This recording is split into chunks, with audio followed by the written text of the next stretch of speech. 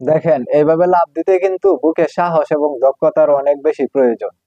কারণ প্যারাশুট খুলতে একটু লেট হলেই জীবন শেষ। দেখেন, সতর্কতা অবলম্বন না করার কারণে কি ঘটনাটাই না ঘটছে। তবে আল্লাহ বাঁচাইছে। শাড়িটা যদি না ছিঁড়তো তখন কি অবস্থাটা হয়তো চিন্তা করছেন?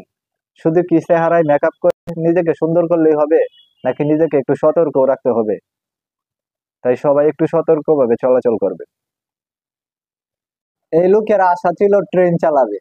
তার আশা কিন্তু তার ছেলেরা পূরণ করে দিছে। তার জন্য একটা ট্রেনের রাস্তাও বানায় দিছে, একটা ট্রেনও কিনে দিছে। দেখেন কত সুন্দর করে সে এখন ট্রেন চালাইতেছে।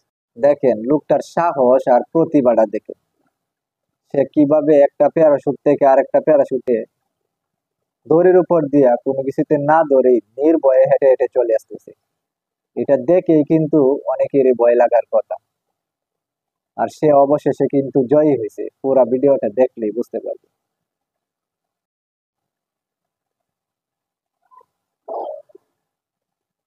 তার সাহস আর প্রতিভার কিন্তু প্রশংসা করতেই হয়। ভিডিওটা ভালো লাগলে শেয়ার করে দিবেন। দেখেন, এই ছোট বাচ্চাটা তার বাবার সাথে কি ধরনের মজাটাই না করলো। তার বাবা পানিতে পড়ে যাওয়ার পরে আবার সে দৌড়ে পালাতে শুরু করলো। কি চালাক একটা বাচ্চা দেখেন। দেখেন মেশিনের সাহায্যে কিভাবে গভীর গর্ত করা হয়।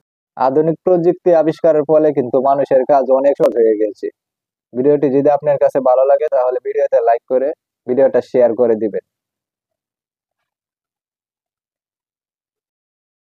দেখেন কত সুন্দর করে একসাথে এক ক্ষেতের মই দেওয়া শেষ করে ফেলতেছে। এই প্রযুক্তির মাধ্যমে কিন্তু কৃষকের অনেক সময় বাঁচবে, অনেক সহজেই কিন্তু কাজ সেরে নিতে পারবে। ভিডিওটি ভালো লাগলে ভিডিওতে লাইক করে শেয়ার করে দিবেন। ফেরেকের ব্যবহার তো অনেক কাজেই লাগে, কিন্তু ফেরেক কিভাবে তৈরি করা হয় সেটা হয়তো আমরা অনেকেই জানি না। দেখেন মেশিনের মাধ্যমে কত সুন্দর করে ফেরেক তৈরি করা হয়। ভিডিওটা ভালো লাগলে ভিডিওতে লাইক করতে কিন্তু ভুলবেন না। দেখেন আফ্রিকান ছেলে মেয়েদের কি অসাধারণ প্রতিভা।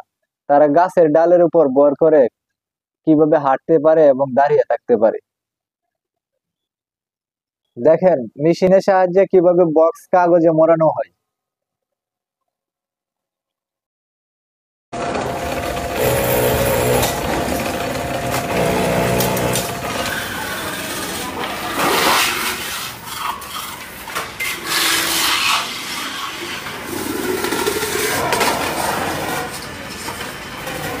দেখেন জমিতে হাল চাষ করার কত সুন্দর একটা মেশিন আবিষ্কার হয়ে গেছে, যেটা দিয়ে কত সুন্দর করে জমি চাষ করে নেওয়া যায়।